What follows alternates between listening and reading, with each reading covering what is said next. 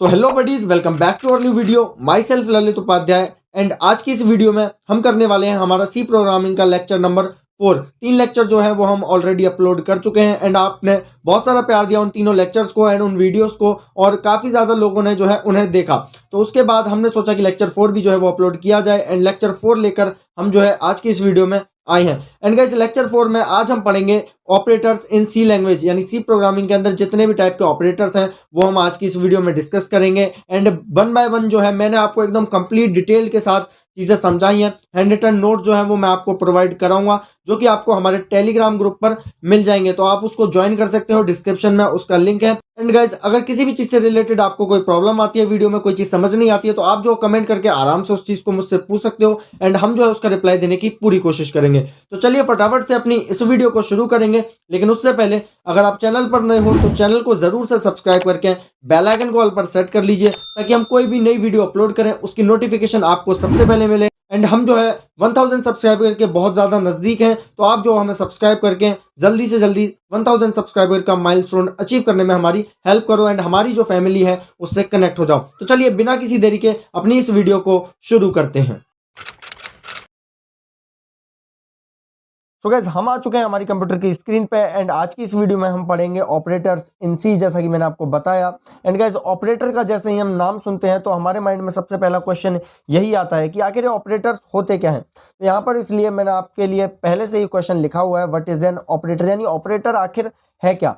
So an operator is simply a symbol that is used to perform operations. यानी operator क्या है? Operator एक ऐसा सिंबल है जो यूज किया जाता है किसी भी फंक्शन में ऑपरेशन को परफॉर्म करने के लिए। अब ऑपरेशन क्या हो सकते हैं? ऑपरेशन गाइस, जैसे हम मैथमेटिक्स में करते हैं कैलकुलेशन जिन्हें कहते हैं, यानी multiplication, division, addition, subtraction, modulo, ये जो है गाइस हमारे क्या है? ऑपरेशंस हैं। अब इन ऑपरेशंस को करने के लिए हमें ज़रूरत पड़ती है ऑपरेटर्स की। अभी ऑपरेटर्स हमारा प्लस का साइन हो गया, माइनस का साइन हो गया, ये हमारे ऑपरेटर्स होते हैं। आइए आपको एक एग्जाम्पल से समझाता हूँ ताकि आपको जो है और अच्छे से ये चीज़ क्लियर हो। तो गाइस, मैंने आपके लिए जो है यहाँ पे एक एग्जाम्पल लिखा हुआ है जो कि हमारा है a प्लस बी। अब इस छोटे से फंक्शन में हम बात करें तो यहाँ पर जो है जो हमारा a है वो गाइस हमारा है ऑपरेंड। ऑपरेंड क्या होते हैं? जिन पर हम कोई भी ऑपरेशन परफॉर्म करते हैं, यानी जिन पर भी ऑपरेशन होगा वो हमारे क्या होंगे? ऑपरेंड्स। तो यहाँ पर जो है हमारे पास a एंड b जो है वो गाइस क्या है? ऑपरेंड्स हैं, यानी जो भी वेरिएबल हैं, जिन भी नंबर्स पर हम जो है कोई भी ऑपरेशन परफॉर्म कर रहे हैं वो हमारे ऑपरेंड होंगे। और जिनके थ्रू वो हो रहा है, यानी ये जो प्लस का साइन है वो है गाइस हमारा ऑपरेटर। ये जो प्लस का साइन है वो क्या है?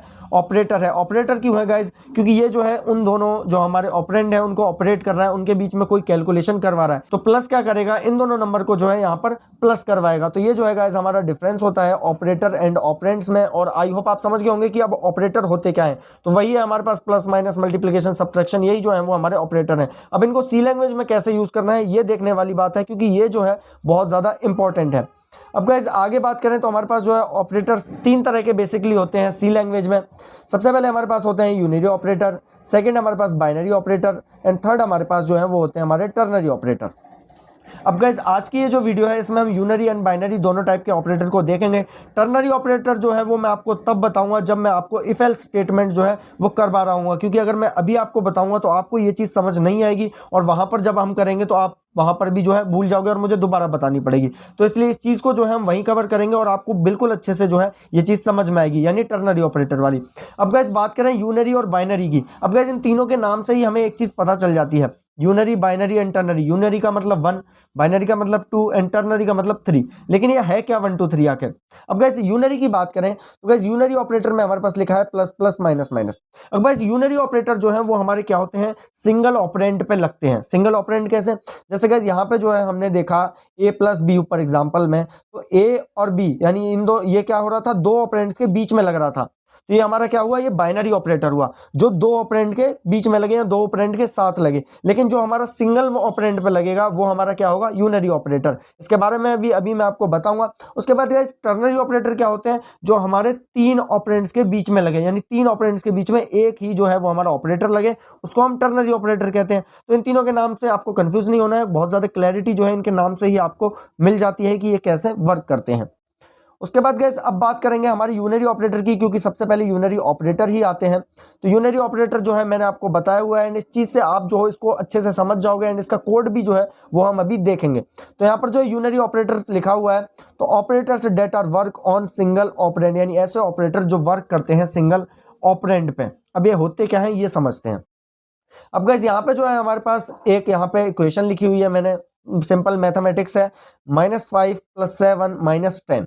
अब गाइस हमारे सी लैंग्वेज में कंपाइलर के पास दो ऑप्शन है। अगर हम ऐसे ही जो है अगर स्टेटमेंट को लिख देते हैं और इसका आउटपुट अगर कंपाइलर से निकलवाएंगे तो यहाँ पर जो है हमारे पास दो ऑप्शन होते हैं। या तो कंपाइलर क्या करेगा, पहले सबसे पहले माइनस को नहीं लेगा, ठीक है। सब कंपाइलर क्या करेगा, माइनस को बाहर रखेगा एंड ये क्या करेगा 5 + 7 -10 करेगा सबसे पहले। यानी ये क्या करेगा 5 + 7 12 और 12 - 10 क्या हुआ 2, तो ये जो है माइनस का 2 आ गया एंड में आंसर। एक तो ये तरीका हो गया।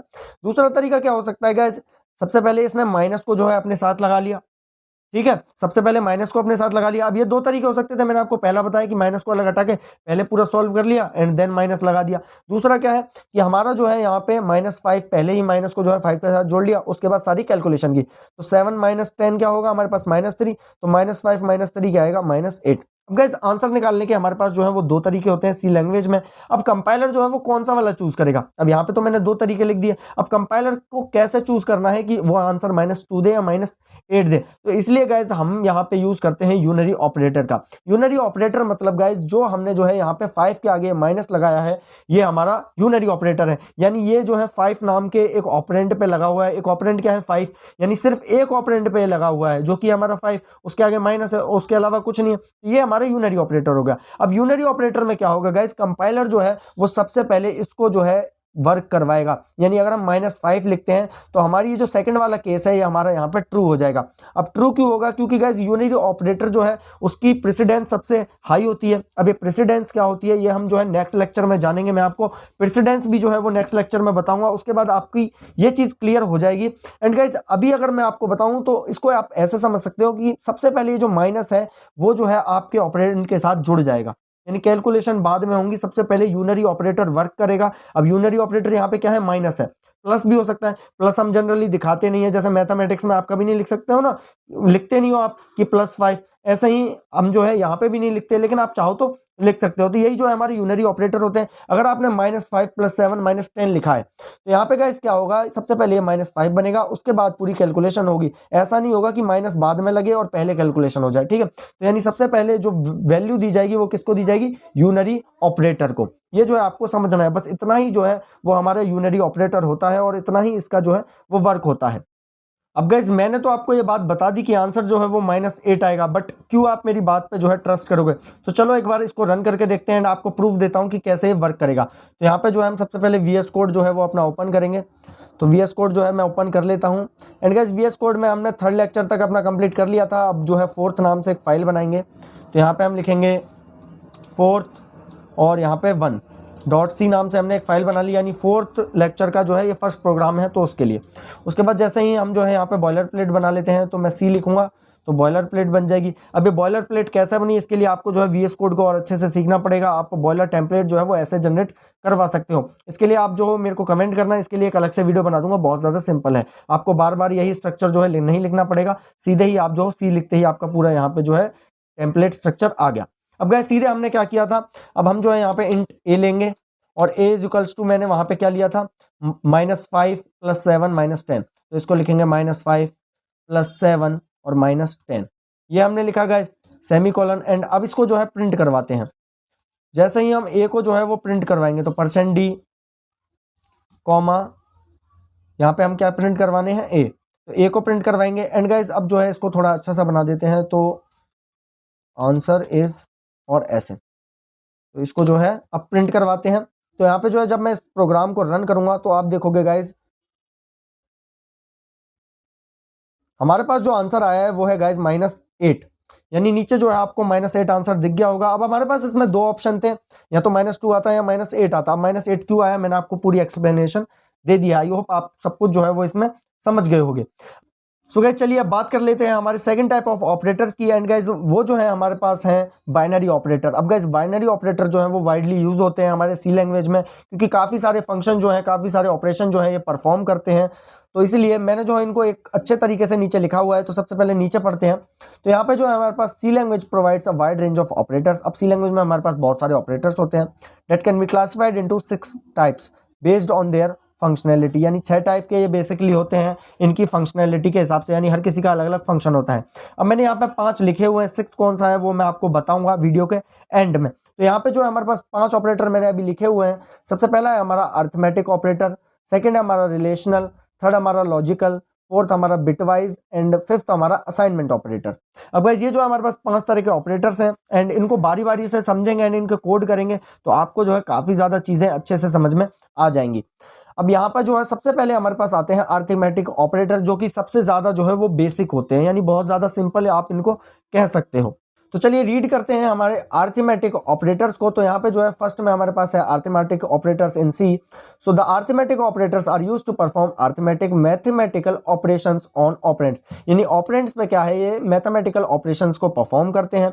There are 9 arithmetic operators in C language. अब 9 अरिथमेटिक जो है ये बोल रहा है क्योंकि ये हमें जो है जो हमारे यूनरी ऑपरेटर थे उनको भी अरिथमेटिक में जोड़ता है, इसलिए यहाँ पे जो है 9 लिखा हुआ है। अब गाइज हमारे पास जो बेसिकली ऑपरेटर्स हैं वो ये हैं जो मैंने आपको नीचे टेबल प्रोवाइड की हुई है, ठीक है। तो यहाँ पे जो है हमारे पास सबसे पहला है प्लस, उसके बाद माइनस, मल्टीप्लाई, ठीक है, डिवाइड, मॉड्यूलो। मॉड्यूलो का क्या यूज है ये भी हम देखेंगे, plus plus, increment and minus minus decrement. अब ये है क्या और ये कैसे वर्क करते हैं इनको आइए बारी बारी से समझते हैं। तो सबसे पहले तो आपके सामने बेसिक ही है प्लस माइनस, तो इनको एक बार आपको करके दिखा देता हूँ। यहाँ पे जो है मैं फोर्थ 2.c नाम से एक फाइल बना लूंगा एंड गाइज इस पे जो है बॉयलर प्लेट को जनरेट कर लेंगे। अब गाइज यहाँ पे जो है हमें सबसे पहले क्या करना है, हम क्या करते हैं एक इंट a इजिकल्स टू 7 ले लेते हैं and int b is equals to हम ले लेते हैं यहाँ पर 8 ले लेते हैं, ठीक है, कोई भी नंबर ले सकते हो रैंडम। अब यहाँ पे जो है हम क्या करेंगे, सबसे पहले हम क्या करेंगे यहाँ पे लिखते हैं प्रिंट एफ लिखा एंड यहाँ पे हम लिखेंगे a प्लस बी, यानी a प्लस बी हम करवा रहे हैं और यहाँ पे लिखेंगे %d कोमा। अब आप चाहो तो कैलकुलेशन को जो है 2 तरीके से कर सकते हो। आप 2 तरीके से कैसे कर सकते हो, आप जो यहाँ पे लिखोगे int c is equals to a plus b, आप ये लिखोगे और उसके बाद आप जो है यहाँ पे क्या करोगे %d के बाद यहाँ पे c को प्रिंट करवा दोगे। जब आप c को प्रिंट करवाओगे तो ये क्या होगा, यहाँ पे जो है जैसे ही मैं इसे रन करूंगा तो यहाँ पे देखो गाइज a प्लस बी और 15 जो है वो हमारा आउटपुट में आंसर आ गया है। अब गाइज आप ऐसे ना करके एक और तरीके से कर सकते हो, आप डायरेक्ट जो है ऑपरेशन को यहाँ पे करवा सकते हो। जैसे अगर मैं यहाँ लिखूँ सी को हमने हटा दिया पूरी तरीके से, या फिर इसको कमेंट कर देते हैं ताकि आपको बाद में जब आप पढ़ो तो समझ में आए, तो इसको कमेंट कर दिया एंड यहाँ पे मैं क्या लिख सकता हूँ a प्लस बी। अगर मैं डायरेक्ट भी लिखूंगा तो भी जो है हमारा आंसर जो है वो 15 प्रिंट होगा। एक बार इसको अच्छे से जो है कर लेते हैं। तो ये अब यहाँ पे जो है मैं इसको रन करूंगा तो a प्लस बी, तो आंसर हमारा क्या आ गया 15 आ गया। सो गाइज a हमारा 7 था, b हमारा 8 था, आंसर 15 आना ही था। तो ये जो है सिंपल चीज यहाँ पे हो गई। उसके बाद गाइज सेकंड जो है हमारा अरिथमेटिक ऑपरेटर में आता है माइनस। माइनस क्या करता है, सब्ट्रैक्ट करता है a माइनस बी। तो यहाँ पे जो है नेक्स्ट लाइन में इसको कॉपी कर लेते हैं सबसे पहले एंड नीचे जो है मैं आपको बता देता हूँ। अब गाइज अगर हम a माइनस बी करें, a प्लस बी था, a माइनस बी करें, इसको भी माइनस कर देते हैं और इसको अगर मैं रन करूं तो सबसे पहले a प्लस बी 15 है एंड a माइनस बी -1 आया, यानी 7 माइनस 8 -1। इसको अच्छा बनाने के लिए यहाँ पे क्या करेंगे, \n यूज कर लेंगे। \n गाइज हम यूज करते हैं न्यू लाइन के लिए। अब ये जो है न्यू लाइन में प्रिंट होके आते रहेंगे। अब रन किया तो गाइज देखिए a plus b 15, a minus b -1 आ गया। इससे आप समझ गए। उसके बाद गाइज इसको कॉपी कर लेते हैं एक बार। उसके बाद गाइज हमारे पास ऑपरेटर है यहाँ पे, कौन सा है, मल्टीप्लाई। तो मल्टीप्लाई ऑपरेटर को एक बार देखते हैं। तो कंट्रोल वी करके पेस्ट किया एंड मल्टीप्लाई ऑपरेटर है तो इसको जो है एक बार मल्टीप्लाई करेंगे एंड यहाँ पे जो है a मल्टीप्लाई b करेंगे, ठीक है गाइज। 8 मल्टीप्लाई 7 56। तो यहाँ पर जब हम इसको रन करेंगे तो यहाँ पे जो है गाइज हमारे पास आंसर आया। इसको सेव करके रन करते हैं। तो यहाँ पे जो है सेव करके जब हम रन करेंगे तो आंसर यहाँ हमारे पास यहाँ पे 56 आ चुका है। तो मल्टीप्लाई भी हमने देख लिया, माइनस देख लिया, प्लस देख लिया, बहुत ज़्यादा सिंपल थे। उसके बाद गाइज आता है डिवाइड। अब डिवाइड देख लेते हैं। तो इसको पेस्ट करते हैं। डिवाइड में क्या है, बेसिकली इन दोनों को डिवाइड करना। अब डिवाइड करने में कैसे काम करता है देखते हैं। तो a डिवाइड b किया, तो जब हम इसको रन करेंगे तो a डिवाइड b क्या आएगा, हमारे पास 0। अब a डिवाइड b का मतलब है 7 डिवाइडेड बाय 8। 7 डिवाइडेड बाय 8 का मतलब है कि आंसर आएगा 0 पॉइंट समथिंग आंसर आएगा, क्योंकि 7 जो है वो छोटा है और 8 जो है वो बड़ा है। तो 7/8 जब आप करोगे तो 0 पॉइंट कुछ आंसर आएगा। अब जो 0 पॉइंट कुछ आंसर आएगा तो हमारे पास ये जो वैल्यू है वो गाइज किस चीज की है, इंटीजर टाइप की। इंटीजर टाइप मतलब ये सिर्फ किसी नंबर को ही लेगा, यानी पॉइंट के बाद जो भी वैल्यू होंगी ये उनको नहीं लेगा। उसके लिए हमें क्या करना पड़ेगा, हमें यूज करना पड़ेगा गाइस फ्लोट। अगर हम इसको फ्लोट ले लेंगे तो हमारा आंसर 0 पॉइंट कुछ में आ जाएगा। तो फ्लोट कर देते हैं इसे, एंड सेकंड वाली को भी क्या कर देते हैं, फ्लोट कर देते हैं। इसको जब मैं रन करूंगा तो यहाँ पे जो है सबके 0 आ रहे हैं, और सबके 0 क्यों आ रहे हैं, क्योंकि हमें जो है गाइस यहाँ पे क्या करना पड़ेगा, इसको %f करना पड़ेगा। ये मैंने आपको लास्ट वीडियो में बताया था, आई होप कि आपने वो देखी होगी एंड आप समझ रहे होगे कि %f का मतलब क्या है। तो यहाँ पे जो है जैसे ही मैं इसको रन करूंगा, सो गाइस देखिए ये जो है 15.00 यानी 15 आ गया, इसका -1 आ गया, इसका 56 आ गया, और जब आप 7/8 करोगे तो आंसर जो है 0.875 और इतना आएगा, ठीक है। उसके बाद 00 तो वो ऐसे ही रहता है ताकि वो 7 डिजिट प्लेस तक जा सके। तो आई होप कि आपको जो है डिवाइड का मतलब समझ में आया होगा कि कैसे वर्क कर रहा है, और क्यों जो है वो पहले 0 दे रहा था। यानी इंट टाइप का डाटा टाइप क्या करता है कि सिर्फ जो है हमारा एक ही नंबर को स्टोर करता है, पॉइंट के बाद वो स्टोर नहीं करता।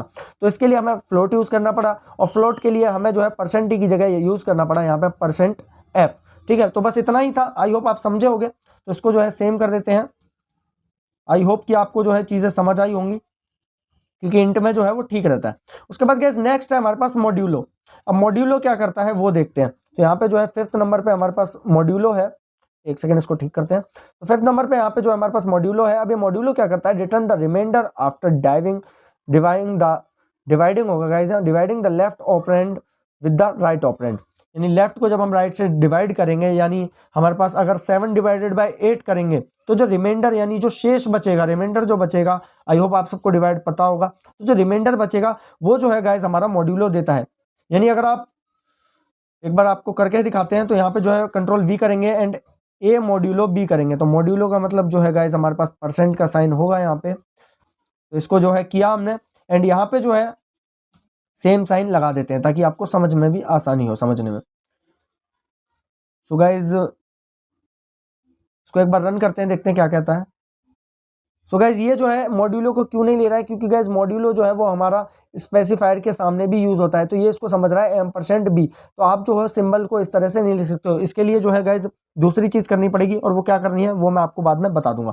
अब गाइज यहाँ पे जो है मॉड्यूलो का मतलब है, इसको मतलब ऐसे लिख देते हैं A मॉड्यूलो B। अब A मॉड्यूलो B लिखेंगे गाइज, तो यहाँ पे जो है आंसर जब मैं प्रिंट करूंगा तो A मॉड्यूलो B क्या है हमारा 7। अब 7 कैसा है ये समझते हैं। जब आप 8/7 करोगे, ठीक है, यानी मतलब 7/8 करोगे बेसिकली, तो यहाँ पे क्या होगा, 7 ऊपर आएगा, 8 नीचे आएगा।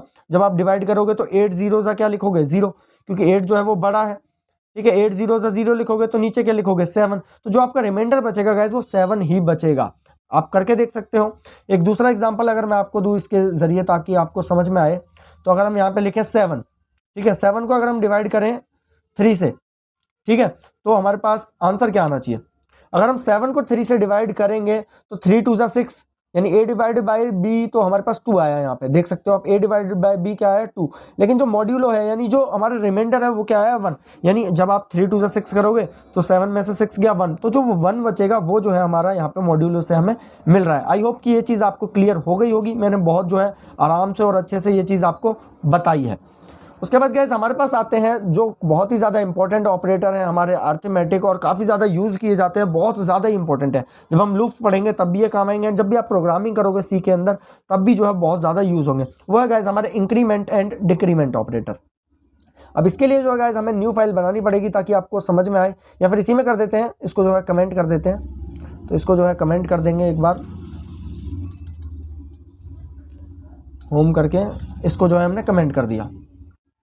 अब गाइस हमारे पास जो है यहाँ पे आता है इंक्रीमेंट एंड डिक्रीमेंट ऑपरेटर। अब इंक्रीमेंट डिक्रीमेंट का मतलब क्या है, सबसे पहले बात करते हैं इंक्रीमेंट ऑपरेटर। इंक्रीमेंट ऑपरेटर क्या है गाइस, जैसे हमने यहाँ पे जो है ऊपर लिख रखा था इंट a = 7 और b = 3। अगर मैं यहाँ कर दूं b++ का मतलब क्या है, अगर मैं यहाँ पे कर दूं तो समझना आप, अगर मैं प्रिंट करूं printf, ठीक है, %d, यहाँ पे हमें क्या प्रिंट करना है, b को प्रिंट करना है।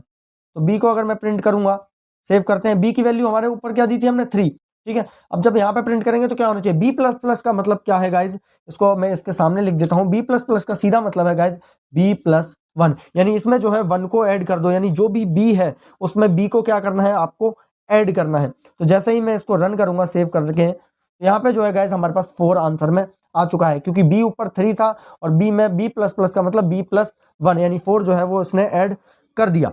अब गाइस हमारे पास जो है इंक्रीमेंट ऑपरेटर जो है वो 2 तरह के होते हैं और डिक्रीमेंट ऑपरेटर भी जो है वो गाइस 2 तरह के होते हैं। अगर मैं यहाँ पे करूं बी माइनस माइनस, एक बार आप देखना, इसको कॉपी कर लेते हैं एंड कंट्रोल सी, इसको यहाँ पे जो है बी माइनस माइनस कर देते हैं, ठीक है, बी माइनस माइनस, और यहाँ पे बी माइनस माइनस का मतलब क्या होगा, सेम गाइस बी माइनस 1 ये होगा।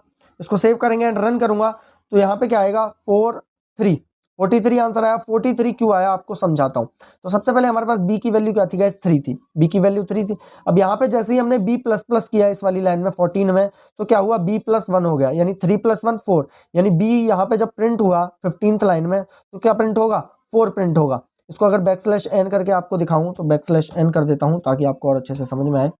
तो 4 जो है वो हमारा प्रिंट होगा, क्यों, बी प्लस प्लस की वजह से। फिर जब हम नीचे आए तो मैंने क्या कर दिया, बी माइनस माइनस यानी बी माइनस 1। अब बी की वैल्यू जो थी हमारी कितनी हो गई थी, 4 हो गई थी, बी की वैल्यू अब 3 नहीं लेगी, यानी यहाँ अगर हम यहाँ पे बी माइनस माइनस लिखते हैं तो इसका मतलब ये नहीं कि ये वाले बी की वैल्यू चेंज होगी। अब जो बी की वैल्यू यहाँ पे होगी वही बी की वैल्यू जो है वो यहाँ पे जाएगी, ठीक है। हमारी लाइन नंबर 15 में जो बी की वैल्यू है वही हमारी लाइन नंबर 70 तक आएगी। तो अब बी की वैल्यू क्या आई, 4 माइनस माइनस मतलब 4 माइनस 1, तो क्या आंसर आना चाहिए दोबारा प्रिंट करने पे 3। तो गाइज यहाँ पे जो है दोबारा में हमारा 3 आया है। अब गाइज ये जो है हमारा वर्क हो गया यहाँ पे हमारे किसका, इंक्रीमेंट एंड डिक्रीमेंट ऑपरेटर का। अब ये जो है किसी को भी 1 से माइनस कर सकते हो और 1 से आप प्लस कर सकते हो जब भी आप चाहो, बी प्लस प्लस और बी माइनस माइनस यूज करके आप ए के साथ भी कर सकते हो, किसी के भी साथ भी कर सकते हो। अब गाइज हमारे पास जो है वो 2 तरह के यहाँ पे ऑपरेटर्स होते हैं इंक्रीमेंट और डिक्रीमेंट में। सो गाइज इंक्रीमेंट में हमारे पास होते हैं, एक बार इसको नीचे कर देता हूँ तो यहाँ पे लिख देता हूँ डिक्रीमेंट ऑपरेटर, क्योंकि ये डिक्रीमेंट ऑपरेटर पढ़ा था हमने, ठीक है गाइस, डिक्रीमेंट पढ़ा था हमने ऑपरेटर। अब गाइस यहाँ पे जो हमारे पास 2 तरह के होते हैं ऑपरेटर। सबसे पहला होगा हमारा पोस्ट इंक्रीमेंट एंड सेकंड होगा हमारा प्री इंक्रीमेंट, ठीक है। तो post increment and pre increment, अब 2 तरह के इंक्रीमेंट हमारे पास होते हैं, कैसे वर्क करते हैं ये समझते हैं। अब ए के साथ अब हम खेलेंगे, बी के साथ हमने खेल लिया, क्या करना था देख लिया, अब हम जो है ए के साथ खेलेंगे। तो अगर मैं यहाँ पे जो है प्रिंट एफ ए करूं, प्रिंट एफ यहाँ पे अगर मैं करूं %d कोमा क्या ए हमने प्रिंट करवाया। अब ए की वैल्यू हमारी 7 है, हमें पता है, ठीक है, ए की वैल्यू क्या है हमारी 7 है। तो यहाँ पे जो ए की वैल्यू मैंने आपको दिखा दी। अब यहाँ पे जो है जैसे ही हम ए इसको प्रिंट करवाएं तो क्या प्रिंट होना चाहिए, 7 प्रिंट होना चाहिए। इनको 1 मिनट कमेंट कर देते हैं और इसको भी जो है नीचे से कमेंट कर देते हैं और इसको भी कमेंट और इसको भी कमेंट कर देते हैं। सो गाइस सब कुछ कमेंट हो गया। अब हमारे पास जो है सिंपल पोस्ट इंक्रीमेंट हम पढ़ रहे हैं। अगर मैं ए को प्रिंट करवाऊं तो बेसिकली हमारा जो है यहाँ पे 7 प्रिंट हो जाएगा। दोबारा रन करते हैं तो 7 जो है वो हमारा प्रिंट हो चुका है। अगर मैं यहाँ पे कहूँ ए प्लस प्लस तो अब क्या होना चाहिए आपके हिसाब से, अब आपके हिसाब से ये होगा कि आपके हिसाब से होना चाहिए कि a+1 यानी यहाँ पे जो है 7 होना चाहिए। तो 7 मतलब 7 तो है ही, 8 होना चाहिए, ठीक है, a++ मतलब a+1 यानी 8 होना चाहिए जब हम इसको प्रिंट करवाएंगे रन करवा के। तो गैस आंसर तो हमारा 7 प्रिंट हो रहा है लेकिन प्रिंट तो 8 होना चाहिए। तो गैस 8 जो है वो प्रिंट नहीं होगा, प्रिंट होगा 7 प्रिंट क्यों होगा, क्योंकि आपने क्या किया, ये जो है हमारा पोस्ट इंक्रीमेंट मतलब पहले फंक्शन को यूज कर लो और उसके बाद इंक्रीमेंट करो। यानी a++ का मतलब क्या है कि पहले फंक्शन को जो है वो प्रिंट कर लो और उसके बाद जो है इंक्रीमेंट करो। यानी पहले फंक्शन यूज कर लिया, a को पहले प्रिंट कर दिया 7 और उसके बाद a+1 होगा, यानी सबसे पहले a को प्रिंट किया, a++ बाद में हुआ। अब इसका आपको अगर प्रूफ दूं मैं, तो अगर मैं यहाँ पे प्रिंट एफ करके यहाँ पे लिखूं %d, ठीक है, कॉमा ए, अगर मैं ए को फिर से प्रिंट करवाऊं तो अब ए का आंसर क्या आएगा।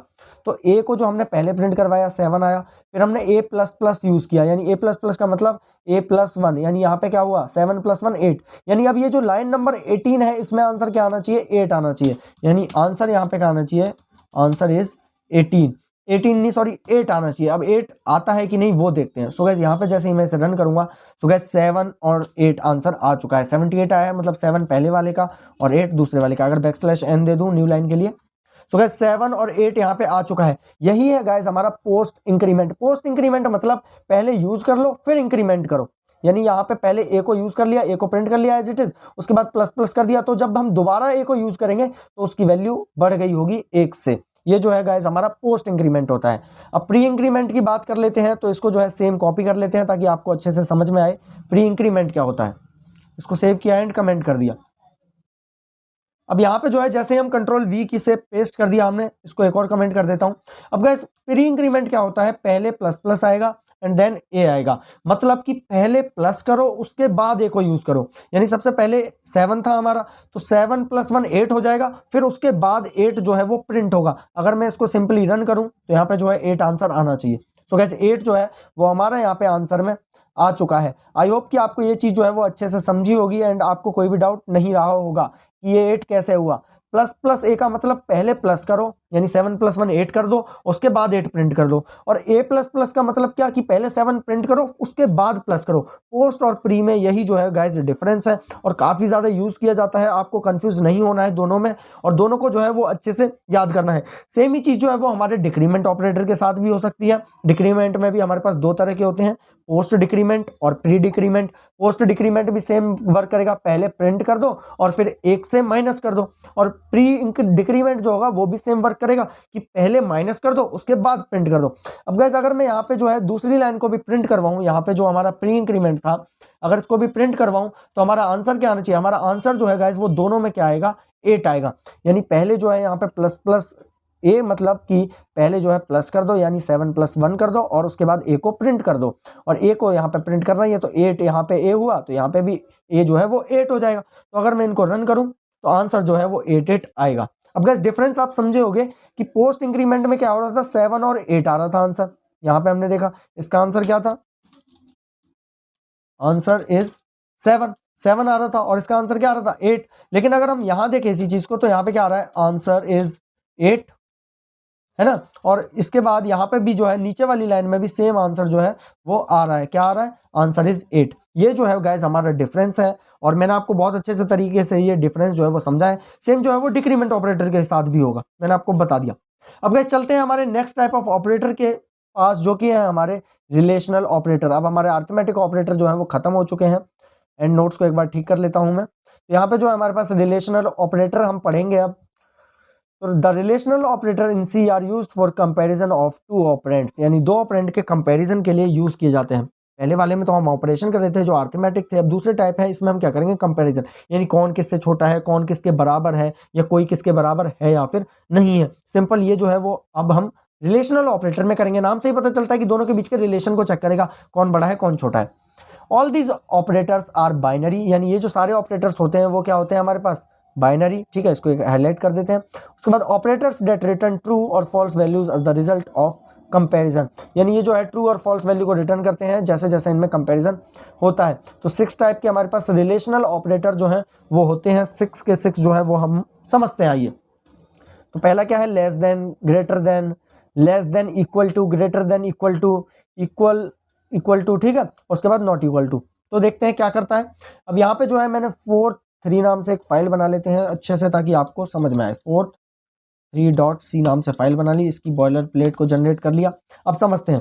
अब मैं यहाँ पे फिर से a = 7 दे देता हूँ एंड इंट b = क्या दे देता हूँ, 5 दे देता हूँ। ठीक है, सिंपल हमने दिया।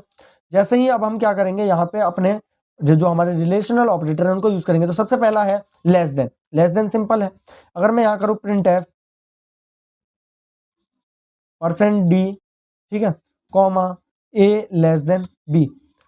तो यहाँ पे जैसे ही मैंने a लेस देन b किया तो आप देखो यहाँ पे कि a जो है क्या वो हमारा a से छोटा है, b से छोटा है, a जो है वो हमारा b से छोटा है, नहीं बड़ा है। a क्या है हमारा, a इज ग्रेटर, ठीक है, ग्रेटर है। एंड b जो है वो क्या है हमारा, b इज स्मॉलर, तो यहाँ पे लिख देते हैं b इज स्मॉलर। ये हो गया, समझ गए। अब यहाँ पे जो है जैसे ही मैं इसे रन करूंगा तो आंसर क्या आना चाहिए, जैसे मैंने रन किया तो आंसर आया 0। अब ये 0 क्यों आया? सो गाइस हमारे जो रिलेशनल ऑपरेटर हैं वो हमारे वर्क करते हैं बाइनरी लैंग्वेज में, यानी अब जो है ये हमें 0 और 1 के फॉर्म में ही जो है आंसर रिटर्न करके देंगे। 0 और 1 में क्यों गाइस, क्योंकि 0 का मतलब होता है फॉल्स यानी गलत, और 1 का मतलब होता है गाइस ट्रू यानी कि सही जवाब। तो 0 और 1 में ही जो है वो हमें आंसर मिलेगा। अब इस केस की बात करें तो गाइस यहाँ पे जो है हमारे पास क्या है, a is less than b, यानी ए जो है वो बी से छोटा है। क्या ए छोटा है बी से? नहीं, ए तो बड़ा है और बी छोटा है, तो क्या हो गया? फॉल्स हो गया, गलत लिखा हुआ है, तो गलत में हमारे पास क्या रिटर्न किया है इसने? 0। अब आपको इसके बाद जो ऑपरेटर है वो है ग्रेटर देन। तो अगर मैं आपको ग्रेटर देन का यूज करके दिखाऊं तो आप देखो क्या होता है यहाँ पे। तो %d, यहाँ पे लिख दा हूं a is greater then b, यानी a जो है वो b से बड़ा है। अब सही में a जो है वो b से बड़ा है, a 7 है और b 5 है। तो इसको अगर मैं रन करूंगा सेव करके, तो यहाँ पे गए 0 और 1 आया। 0 किसका? 0 पहले वाले का, एंड 1 किसका? 1 जो है वो सेकंड वाले का। दोबारा रन कर देते हैं, तो 0 और 1 जो है वो यहाँ पे हमारे पास आ गया। अब 1 क्यों आया? क्योंकि a जो है वो वास्तव में हमारा b से बड़ा है, a 7 है और b 5 है, तो ये वाली स्टेटमेंट क्या है? ट्रू। तो ये जो है हमारे पास है ट्रू, ठीक है, एंड ये जो है हमारे पास क्या है? फॉल्स है। ये जो है हमारे पास क्या हो गई? फॉल्स हो गई। उसके बाद गाइस नेक्स्ट है हमारा लेस देन और इक्वल टू, यानी यहाँ पे जो है printf अगर मैं लिखूं %d और \n भी डाल देते हैं ताकि दिक्कत ना हो। उसके बाद यहाँ पे अगर मैं लिखूं a is less than equal to b, ठीक है, a is less than equal to b अगर मैं यहाँ पे करूं, और एक चीज और करते हैं, इसको भी जो है \n लिख देते हैं, इसको जो है एक बार कॉमा देके रन करते हैं। अब गाइस जैसे ही मैं इसे रन करूंगा तो आपको क्या लगता है क्या आएगा? यानी 0 आंसर आया। थर्ड वाले का हमारा आंसर क्या है? फॉल्स। लेकिन फॉल्स क्यों आया? अब ये कह रहा है या तो a जो है वो छोटा हो b से या b के बराबर हो। अब इसको जो है हम क्या करते हैं, दोनों को 7 कर देते हैं। एक बार दोनों को मैं आपको 7 करके दिखाता हूं और डिफरेंस आप खुद समझ जाओगे। रन किया, सो गाइस पहले का आंसर क्या आया है? 0, यानी फर्स्ट वाली स्टेटमेंट का आंसर क्या है? 0। 0 क्यों आया? a जो है वो क्या b से छोटा है? a छोटा है b से? नहीं है छोटा, दोनों बराबर है, तो क्या आएगा? फॉल्स। a जो है वो क्या b से बड़ा है? a b से बड़ा नहीं है, a और b क्या है? बराबर है। a बड़ा थोड़ी है, बराबर है दोनों, तो फॉल्स आएगा। यानी दोनों का क्या आ गया? पहले दोनों का 0। और उसके बाद क्या लिखा है? a is less than equal to b, यानी a जो है क्या b से छोटा है? b से छोटा है? नहीं है, लेकिन क्या है साथ में? इक्वल टू, यानी बराबर है। या तो छोटा हो या फिर क्या हो? बराबर हो। अगर a को मैं छोटा भी कर दूं, a को अगर मैं यहाँ पे 6 लेकर रन करूं, तो भी जो है हमारा आंसर 1 आएगा। ठीक है, पहले वाला केस ट्रू हो गया क्योंकि a जो है वो अब छोटा हो गया b से, और लास्ट वाले केस में क्या हो गया? a is less than equal to b, less than यानी 1, a जो है 6 हो गया, यानी लेस देन हो गया b से, b 7 है। सो गाइस ये जो है ऐसे वर्क करता है। इक्वल टू का मतलब कि आपका अगर इक्वल भी होगा तब भी वो दिखाएगा। और यहाँ पे जो है इसको एक बार बैक करते हैं, तो बैक करके रन करते हैं, तो अगर आपका इक्वल भी होगा तो गाइस पहले वाले केस में देखो कंडीशन दोनों सेम है, लेस देन, लेकिन इक्वल टू की वजह से इतना फर्क पड़ा कि अगर आपका इक्वल भी है तो आपका यहाँ पे ट्रू रिटर्न कर गया। सेम जो है अब गाइस नेक्स्ट के लिए हम लिख लेते हैं printf %d और \n यहाँ पे और comma a is greater than equal to b। यही ऑपरेटर जो है वो आपका नेक्स्ट होगा। आप चाहो तो देख सकते हो ग्रेटर देन और इक्वल टू, ठीक है। अब गाइस यहाँ पे जो है ग्रेटर देन और इक्वल टू की बात करें तो यहाँ पे जब हम इसे रन करेंगे, जैसे ही मैं इसे रन करता हूँ तो आंसर आएगा 0011। क्या ए ग्रेटर है बी से? ए ग्रेटर है? नहीं है, दोनों बराबर हैं, तो बराबर वाले में A is greater than equal to B. So I hope कि आप ये जो चीज़ है वो समझोगे। अगर मैं वापस वही करूँ जो था, अगर मैं 7 और 5 कर दूँ, ठीक है, तो देखो क्या होता है। अब ये जो है वो लेस देन और ग्रेटर देन की तरह ही वर्क करेंगे। जैसे ये दोनों ने वर्क किया ऊपर के वालों ने, वैसे ही जो है ये भी वर्क करेंगे। 0101 ये आउटपुट हमारा आ गया, क्योंकि सेम वर्क कर रहे हैं लेस देन ग्रेटर देन। लेकिन जब इक्वल टू की बात आती है तो ये जो है अलग तरीके से बिहेव करेंगे, क्योंकि ये इक्वल टू वाले हैं और वो इक्वल टू वाले नहीं है। उसके बाद गाइस हमारे पास जो है नेक्स्ट आते हैं हमारे इक्वल टू और नॉट इक्वल टू। अब printf %d कॉमा \n और यहाँ पे देंगे a इक्वल टू b। क्या a b के बराबर है? यहाँ पे जब हम less than equal to b दे रहे थे तो हम 3 इक्वल टू हो गए। तो यहाँ पे जो है जब हम लेस देन या ग्रेटर देन दे रहे थे तो हमें सिंगल इक्वल लगाना पड़ा था। लेकिन अगर आपको सी लैंग्वेज में चेक करना है कि दो वैल्यूज इक्वल हैं या नहीं, अगर ये चेक करना है तो आपको दो यहाँ पे इक्वल टू यूज करने पड़ेंगे। अगर आप एक इक्वल टू यूज करोगे तो पता क्या होगा? अगर मैं यहाँ पे करूँ, यहाँ पे अगर मैं कर दूँ a is equals to b, अगर ये मैंने किया तो इसका मतलब पता क्या हो जाएगा? एक second, a is equals to b, अगर ये मैंने किया तो इसका मतलब पता क्या हो जाएगा कि b की जो वैल्यू है, यानी b के अंदर जो 5 है वो a के अंदर डाल दो। यानी जब मैं अब a को प्रिंट करूंगा तो a की वैल्यू क्या हो जाएगी? 5। ये जो है असाइनमेंट के काम आता है। असाइनमेंट ऑपरेटर अभी हम देखेंगे, हमारे 5th मैंने जो अभी नोट्स है उसमें आपको दिखाया कि लास्ट में हमारे असाइनमेंट ऑपरेटर है, उनमें ये आएगा। तो ये जो है हमारा क्या हुआ? बी की वैल्यू हमारी ए में चली गई जब हम सिंगल इक्वल टू यूज करते हैं, ठीक है। तो ऐसे यूज नहीं करना है, हमें क्या करना है? डबल इक्वल टू यहाँ पे यूज करना है। तो जैसे ही हम इसको रन करेंगे तो हमारे पास क्या आएगा? ए बी के बराबर है? नहीं है, तो आंसर क्या आ गया? 0 आ गया। ठीक है, 0 क्यों आया, क्योंकि ए और बी बराबर नहीं है इसलिए। नेक्स्ट हम बात करें नॉट इक्वल टू, तो इसको ही जो है मैं एक बार कॉपी कर लेता हूं ताकि टाइम सेव हो, और यहाँ पे कर देता हूं मैं नॉट इक्वल टू। नॉट के लिए गाइस एक्सक्लेमेशन मार्क लगेगा यहाँ पे, एंड सेव करके जैसे हम इसे रन करेंगे तो आंसर आया 1। क्या A is not equal to B है, यानी ए जो है वो क्या बी के बराबर नहीं है, तो नहीं है, ये तो सही लिखा है, तो सही लिखा है तो आंसर क्या आ गया, 1 आ गया। सो गाइस ये जो थे वो थे हमारे रिलेशनल ऑपरेटर, और जब हम इफ एल्स स्टेटमेंट करेंगे, लूप्स पढ़ेंगे, तब जो है इनकी ज़रूरत काफ़ी ज़्यादा पड़ने वाली है। जब हम दो चीज़ों के बीच में जो है रिलेशन को पता करेंगे और कंडीशंस को चेक करेंगे, तो कंडीशंस को चेक करने के लिए कि भाई ये जो है इससे छोटा है कि नहीं, बड़ा है कि नहीं, ये ऑपरेटर काफ़ी ज़्यादा यूज़ होंगे। सो गाइस ये थे हमारे रिलेशनल ऑपरेटर। आई होप कि आपको सारे समझ आए होंगे और मैंने बहुत अच्छे से आपको जो है ये चीज़ें एक्सप्लेन की है। और 0 और 1 में आंसर क्यों आ रहा है ये भी जो है मैंने आपको बेसिकली बता दिया है। अभी नोट्स को जो है एक और बार पढ़ते हैं एंड चेक करते हैं कि क्या ये कह रहे हैं। तो यहाँ पे जो हमने रिलेशनल ऑपरेटर देख लिए, अब बात करते हैं लॉजिकल ऑपरेटर्स की। अब गाइस लॉजिकल ऑपरेटर के लिए आपको जो है सबसे पहले पता होने चाहिए यहाँ पे कि बाइनरी नंबर्स क्या होते हैं एंड बाइनरी कन्वर्जन क्या होते हैं।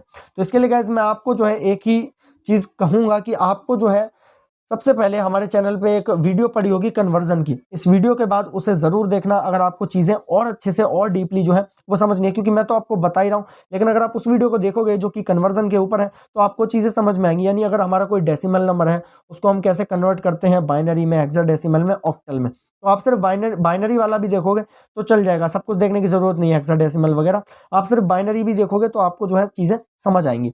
अब गाइज हम जो है क्या करेंगे, यहाँ पे लॉजिकल ऑपरेटर की बात करेंगे। अब guys logical operators are used to combine two or more condition constant to complement the evaluation of the original condition in consideration the result of the operation logical operator is Boolean value either true और false. तो जो अभी तक मैं आपको बता रहा था कि ये जो है हमें बुलियन में रिटर्न करेंगे, या तो 0 आंसर आएगा या 1 आएगा। 0 मतलब फॉल्स और 1 मतलब ट्रू। ऊपर वाली लाइन में क्या कह रहा है कि ये जो है दो और ज़्यादा कंडीशंस को एक साथ चलाने के लिए हमारे पास यूज़ किया जाता है। अब गाइस कैसे यूज़ किया जाता है ये समझते हैं, क्योंकि इस स्टेटमेंट से तो काफ़ी चीज़ें क्लियर जो है वो नहीं हो रही हैं।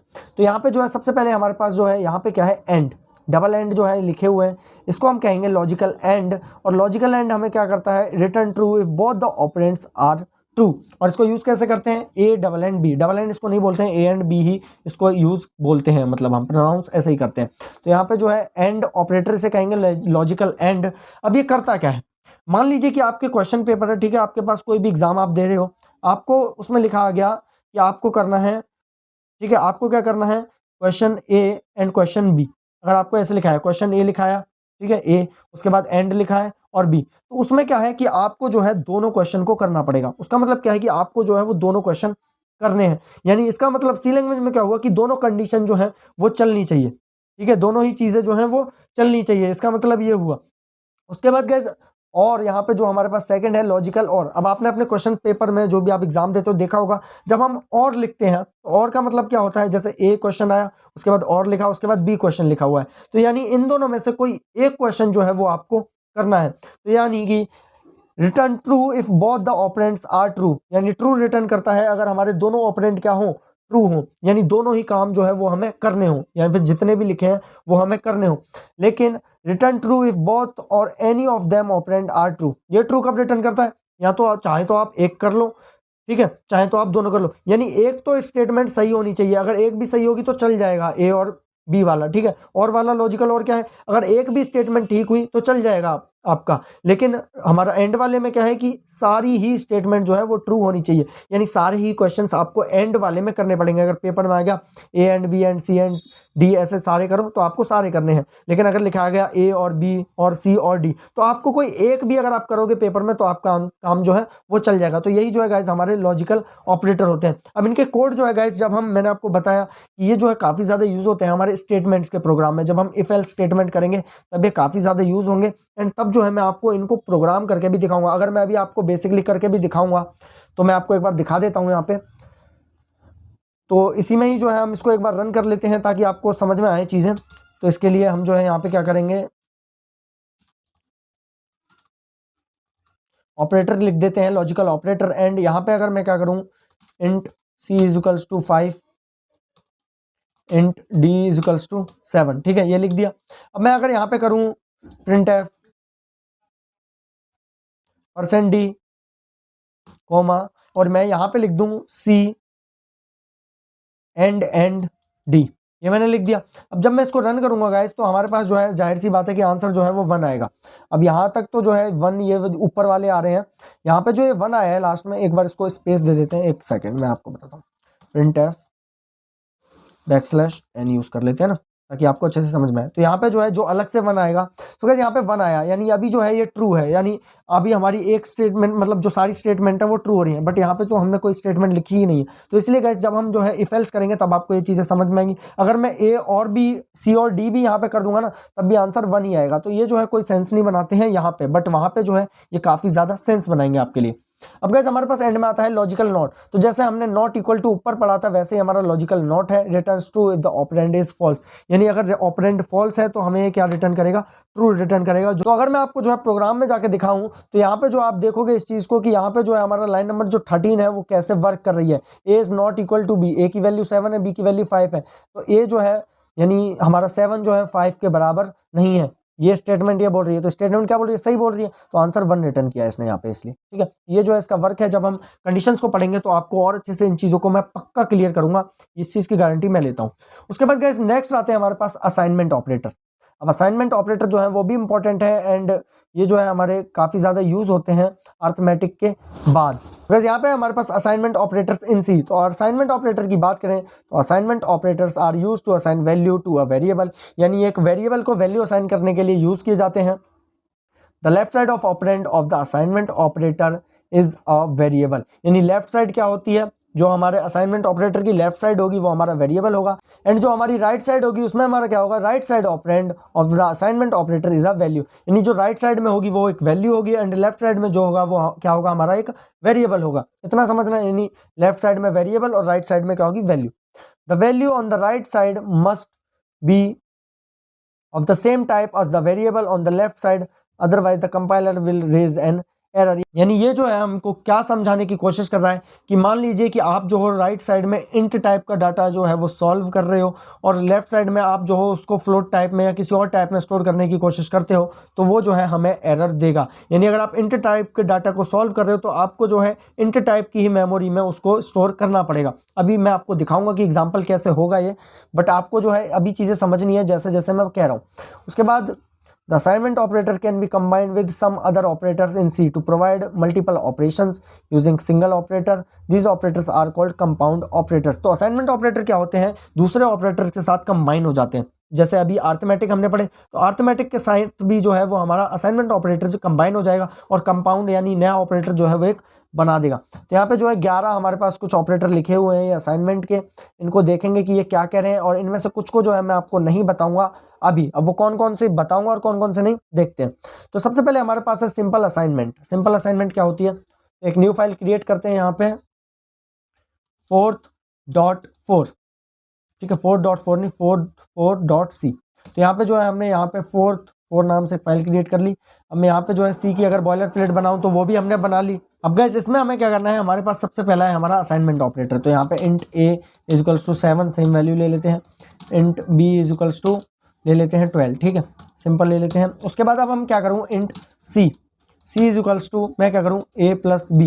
ये चीज़ हम पहले भी देख चुके हैं, ए प्लस बी कैसे हमने किया था, ठीक है, उसमें भी मैंने देखा था। तो यहाँ पे क्या हुआ गाइज, ये जो है हमारा असाइनमेंट ऑपरेटर है क्या, इक्वल टू में हमने क्या किया, या फिर ये जितने भी इक्वल टू हैं ये हमारे क्या है, असाइनमेंट ऑपरेटर हैं। यानी सबसे पहले हमने ए के अंदर क्या किया, 7 को असाइन किया, बी के अंदर हमने क्या किया, 12 को असाइन किया। असाइन मतलब इनकी वैल्यू जो है इनमें दे दी, यानी 12 बी के अंदर डाल दिया, और सी के अंदर हमने क्या डाल दिया, ए प्लस बी का सम, यानी 7 + 12 19, यानी सी के अंदर हमने 19 डाल दिया। अब जब भी हम 19 को प्रिंट करेंगे तो हमें क्या होगा, यहाँ पे 19 जो है वो आंसर में मिलेगा। अब यहाँ पे गाइज हमारे पास क्या है, इसमें समझने वाली चीज़ क्या है वो देख लेते हैं। तो यहाँ पे सबसे पहले क्या होता है, जब हमने ए प्लस बी और सी इक्वल टू लिखा तो सबसे पहले क्या होगा, जो भी हमारे राइट साइड में हमारी क्वेश्चन होगी या इक्वेशन होंगे जो भी, ठीक है, जो भी हमारे वैल्यू होंगी वो क्या होंगी, पहले सॉल्व होंगी। यानी सबसे पहले ए प्लस बी अगर हमने लिखा तो ए प्लस बी पहले सॉल्व होगा जो कि 19 आएगा। फिर उसके बाद इक्वल टू असाइनमेंट ऑपरेटर काम करेगा और 19 को जो है वो सी के अंदर डाल देगा। तो कुछ इस तरह से जो है गाइस हमारा इक्वल टू यानी असाइनमेंट ऑपरेटर जो है वो वर्क करता है, जो कि हमारा सिंपल असाइनमेंट ऑपरेटर है। सो आई होप आप समझ गए होंगे कि सबसे पहले जितनी भी राइट में कैलकुलेशन होंगी वो सॉल्व होंगी, उसके बाद वैल्यू जाएगी। ऐसा नहीं कि C equal to A plus B कर दिया तो पहले ए की वैल्यू सी के अंदर चली गई यानी 7 और फिर प्लस बी जो है वो यहाँ पे रह गया, ऐसा नहीं हो सकता ना। तो सबसे पहले राइट साइड वाले सॉल्व होंगे और उसके बाद वैल्यू जो है वो लेफ्ट में चली जाएगी। सो गाइस ये थे हमारे सिंपल असाइनमेंट ऑपरेटर। अब चलते हैं हमारे यहाँ पे जो है नेक्स्ट जो हमारा ऑपरेटर है वो क्या है, plus equal to, minus equal to, multiply equal to and divide equal to. इन चारों को एक साथ समझ लेते हैं ताकि आपको अच्छे से समझ में आए। तो यहाँ पे जो है मैं क्या करूँगा, अब मैं बात करूँ अगर, तो अभी हमने क्या पढ़ा था, इंक्रीमेंट एंड डिक्रीमेंट ऑपरेटर पढ़े थे। यानी अगर हम ए प्लस प्लस लिख देते हैं तो क्या होता है, इसका मतलब ए प्लस वन, यानी इसका मतलब क्या हो जाता है ए प्लस वन। लेकिन मान लो कि अगर मेरे को ए प्लस वन ना करके मुझे जो है ज़्यादा वैल्यू को प्लस करना है, तो मैं यहाँ पे क्या करूँगा, ए प्लस वन ना करने की जगह मैं यहाँ पे करूँगा, अगर ए की बात करें तो मैं यहाँ पे क्या करूँगा, यहाँ पे जो है हमारा सबसे पहले क्या आता है, प्लस एंड असाइन। तो यहाँ पे जो है मैं क्या करूँगा, plus a plus equal to, और मैं यहाँ पे लिख दूँ अगर 10, ठीक है, ए प्लस इक्वल टू अगर मैं 10 लिख दूँ और सेमीकोलन लगा दूँ, तो अब क्या होगा, इसका मतलब गाइस हमारे पास हो जाएगा ए प्लस 10, ठीक है।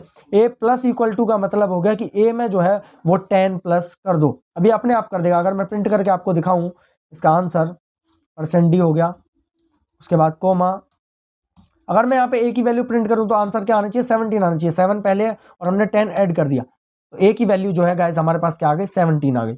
सेम जो है आप माइनस कर सकते हो, सेम जो है आप मल्टीप्लाई कर सकते हो। अगर मैं यहाँ पे करूँ ए मल्टीप्लाई कर देता हूँ, ए मल्टीप्लाई इक्वल टू 10, जब हम इसे रन करेंगे तो आंसर क्या आना चाहिए, 10 मल्टीप्लाई 7, यानी ए प्लस 10 नहीं होगा अब ये क्या हो जाएगा, ए मल्टीप्लाई 10, ए मल्टीप्लाई 10 हो जाएगा। अगर मैं इसे रन करूंगा तो आंसर आएगा 70, ठीक है गाइस। तो ये जो है हमारे सारे ऑपरेटर इसी तरीके से वर्क करते हैं, plus equal to, minus equal to, multiply equal to और डिवाइड इक्वल टू तक, और मॉड्यूलो इक्वल टू भी, ठीक है, मॉड्यूलो इक्वल टू भी सेम वर्क करता है। मॉड्यूलो निकालेगा एंड कितने तक का निकालना है वो जो है आप उसके सामने नंबर लिख दो, उतने तक का मॉड्यूलो वो निकाल देगा। यानी कि अगर मैं इसको जो है यहाँ पे मॉड्यूलो कर दूं और यहाँ पे जो है ये क्या हो जाएगा हमारा मॉड्यूलो, यानी मॉड्यूलो का मतलब क्या होगा, ए मॉड्यूलो 2 एंड मॉड्यूलो 10, यानी इसको क्या करेगा, ए को यानी 7 को जो है ये 10 से डिवाइड कर देगा। 7 डिवाइड बाय 10 करोगे तो रिमाइंडर क्या आएगा, 7 आएगा।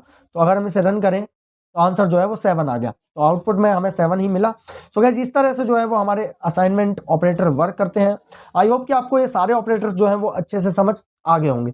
अब गाइस नेक्स्ट चलें तो हमारे पास जो है बिटवाइज ऑपरेटर आते हैं। अब गाइस मैं आपको एक टास्क दे रहा हूं और एक होमवर्क भी जो है आप इसे कह सकते हो, क्या क्या आपको होमवर्क करने हैं वो आप नोट कर लो और इसको नेक्स्ट वीडियो तक जरूर से कर लेना ताकि आपको सारी चीजें समझ आ जाए जो भी मैंने आपको आज की इस वीडियो में बताई है। एंड गाइस ये जो नोट्स हैं वो मैं आपको प्रोवाइड कराऊंगा, हमारा जो टेलीग्राम ग्रुप है और डिस्क्रिप्शन में उसका लिंक आपको मिल जाएगा, वहां पे जो है ये नोट्स आप मेरे से ले सकते हो। अभी तक जितने भी लेक्चर हुए हैं उनके नोट्स प्लस कोड्स मैं सब कुछ आपको जो है वो वहां पे प्रोवाइड करा दूंगा। अब गाइस बात करें आज के होमवर्क की, तो हमारे पास एक बिटवाइज ऑपरेटर रह गया। तो सबसे पहले आपको क्या करना है, होमवर्क में बिट्स कॉन्सेप्ट को पढ़ना है, ठीक है, जो हमारा थर्ड पे यहाँ पे मैंने लिखा है, इसको एक बार ऊपर कर लेते हैं। तो यहाँ पे जो है मैंने होमवर्क में क्या लिखा है, हमारे पास बिट्स कॉन्सेप्ट, उसके बाद बिटवाइज ऑपरेटर, यानी आपको जो है होमवर्क में सबसे पहले बिटवाइज ऑपरेटर को कंप्लीट करना है। ज़्यादा हार्ड नहीं है, थोड़ा सा कॉन्सेप्ट लगाना पड़ेगा, दिमाग लगाना पड़ेगा। इसमें गाइस क्या है, हमारा 0 और 1 में काम चलता है। अब कैसे चलता है वो आपको देखना पड़ेगा। मैंने यहाँ पे जो है नोट्स आपको दे दिए हैं, आपको जो है इनको समझना है। अगर फिर भी नहीं समझ में आते हैं तो आप कमेंट कर सकते हो। नेक्स्ट वीडियो में मैं जो हूँ बनाने वाला हूँ प्रेसिडेंस एंड हमारी एसोसिएटिविटी के ऊपर। यानी मान लो कि एक लाइन में बहुत सारे हमारे पास जो ऑपरेटर हैं वो लिखे हुए हों। मान लो कि आपको यहाँ पे एग्जांपल दूं मैं, तो यहाँ पे जो है हमारे पास लिखा हो int f is equals to a multiply 10 plus 5 plus, ठीक है, 6 मॉड्यूलो 8, ठीक है, डिवाइड बाय यहाँ पे 12 कर दो। तो आंसर जो है हमारे पास क्या आएगा, बेसिकली ये जो है गलत हो गया, यहाँ पे मॉड्यूलो आना है। तो आंसर जो है बेसिकली हमारे पास क्या आएगा, ठीक है। अब इसका आंसर क्या आएगा, कैसे जो है वर्क करेगा। अब मैथ में तो हम क्या करते थे, बोर्ड मास टाइप का जो हमारा रूल था, टाइप का क्या बोर्ड मास जो हमारा रूल था उसको यूज करते थे। लेकिन सी प्रोग्रामिंग में क्या होगा इसका आंसर। अब ये जो है गाइज हमारा इसमें आता है प्रेसिडेंस एंड एसोसिएटिविटी का खेल। अब वो खेल जो है हम नेक्स्ट वीडियो में सीखेंगे। फिलहाल के लिए मैं आपको होमवर्क बता रहा था कैसे करना है। तो यहाँ पे जो है सबसे पहले आपको बिटवाइज ऑपरेटर पढ़ने हैं, बिट्स कॉन्सेप्ट को समझना है कि क्या होता है, बिट्स जो है वो कैसे वर्क करती हैं। बिट्स तो बेसिकली 0 और 1 ही होती हैं, तो कैसे उनका कन्वर्जन होगा ये सब आपको समझना है। उसके बाद कैसे एक चीज और आपको समझनी है, वो है हमारा साइज ऑफ ऑपरेटर होमवर्क में, ठीक है। साइज ऑफ ऑपरेटर क्या होता है। अब साइज ऑफ ऑपरेटर का मैं आपको इतना बता देता हूँ कि ये जो है हमारा जो भी हमारे डेटा टाइप है उनका साइज बताता है, ठीक है। किसी का भी अगर आपको साइज जानना है, अगर आप कोई भी स्ट्रक्चर डेटा स्ट्रक्चर बना रहे हो, किसी का साइज जानना है, तो आप जो साइज ऑफ ऑपरेटर का यूज करते हो सी लैंग्वेज के अंदर। तो अगर आपको इंट का साइज जानना है तो आपके लिखोगे साइज ऑफ और इसके अंदर इंट लिख दोगे, तो इंट का जो है वो साइज आ जाएगा। तो इसको आपको एक बार अच्छे से पढ़ना है एंड समझना है कि ये क्या करते हैं और इसकी यूज और इम्प्लीमेंटेशन को जरूर करके देख लेना। यानी इसका कोड कैसे होगा, रीड करने के साथ साथ कोड करना भी आना चाहिए। तो इसका कोड कैसे होगा वो भी आपको जो है वो समझना है। तो मैंने आपको बेसिकली 3 ही होमवर्क दिए हैं इसमें, 4 होमवर्क तो कह भी नहीं सकते इन्हें। Size of operator, bitwise operator और बिट्स कॉन्सेप्ट को आपको अच्छे से समझना है। ये जो है गाइस आज का हमारा होमवर्क है एंड आज की वीडियो आई होप कि आपको काफी ज्यादा पसंद आई होगी, इंटरेस्टिंग लगी होगी। बहुत अच्छे से मैंने आपको समझाया है, नोट्स मैंने आपको बिटवाइज ऑपरेटर के प्रोवाइड कराए हैं। आप कमेंट करोगे तो नेक्स्ट वीडियो में ये भी समझा दूंगा अगर आप बोलोगे तो, लेकिन मेरे को नहीं लगता कि आपको जरूरत पड़ेगी। अगर आप अच्छे से पढ़ोगे तो आपको ये समझ में आएगा, क्योंकि इसमें आपको टाइम देना पड़ेगा, बहुत ज्यादा जो है दिमाग लगाना पड़ेगा इनमें। तो आई होप कि आपको वीडियो पसंद आई होगी। So thank you so much guys for watching this video and goodbye. मिलते हैं नेक्स्ट वीडियो में।